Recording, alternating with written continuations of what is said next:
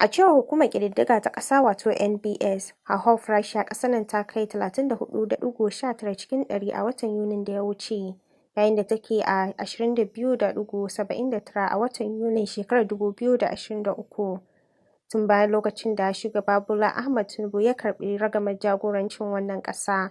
Cikin shekara ɗaya da wata biyu, gwamnatin Bola Ahmed Tinubu ta aiwatar da sauye-sauye da suka ƙunshi ƙara kuɗaɗen da ake biya ɓangarori, ciki har da na lantarki da harajin shigo da kayayyaki cikin ƙasar nan.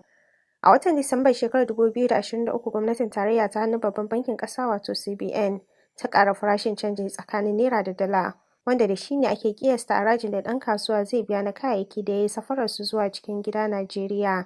Hakan ya sa ita ma Hukumar Kwastam da ke kula da safarar kayayyaki ta ɗaga farashin kuɗin da 'yan kasuwa ke biya kan kaya da suka iyo safara a tashoshin ruwa da na jiragen sama faɗin ƙasar nan.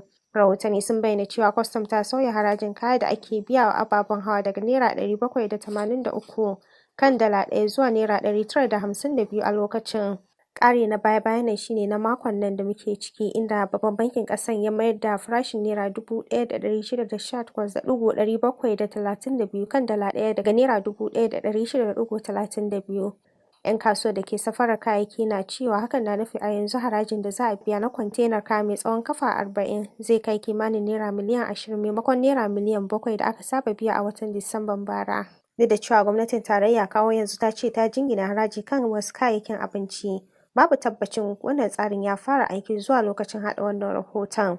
Tun bayan da Shugaba Bola Ahmed Tinubu ya naɗa Olayemi Kadoso a matsayin gwamnan Babban Bankin Ƙasa CBN a tsakiyar watan Satumba shekarar 2023, bankin ya ƙara kuɗin ruwa har sau 4. Bisa tsarin harkokin kuɗi na duniya, manyan bankunan ƙasa kan ƙara kuɗin ruwa ne kan masu karɓar bashi daga bankuna da zummar daƙushe gwiwarsu wajen rage yawan bashin da suke karɓa, wanda hakan zai janyo raguwar kuɗi a hannun jama'a kuma za ta taimaka wajen rage hauhawar farashin kayayyaki. Sai dai ƙarin kuɗin CBN na musamman ne da ya sha bamban da abin da aka saba gani a ƙasashen duniya.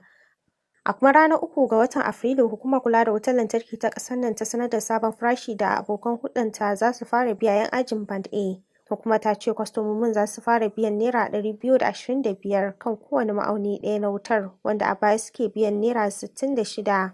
Matakin ya janyo zanga-zanga da barazanar yajin aiki daga haɗaɗɗiyar ƙungiyar ƙwadago ta NLC da kuma TUC ta 'yan kasuwa, kuma yana cikin dalilan da suka sa ƙungiyoyin suka yi yajin aiki na kwana ɗaya a watan Yuli. Sai dai gwamnatin tarayya ta ce ƙarin zai shafi masu samun wutar lantarki na tsawon awa 20 ne kawai, kuma ta yi haka ne saboda ta rage yawan kuɗin tallafin da take kashewa duk shekara a ɓangaren wuta.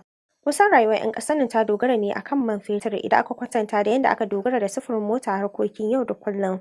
Tun kafin Shugaba Bola Ahmed Tinubu ya shiga ofis a ranar 29 ga watan Mayun shekarar 2023, ya sanar da cire tallafin, wanda gwamnatin ta cewa dole ne a cire saboda yana shanye arzikin ƙasa.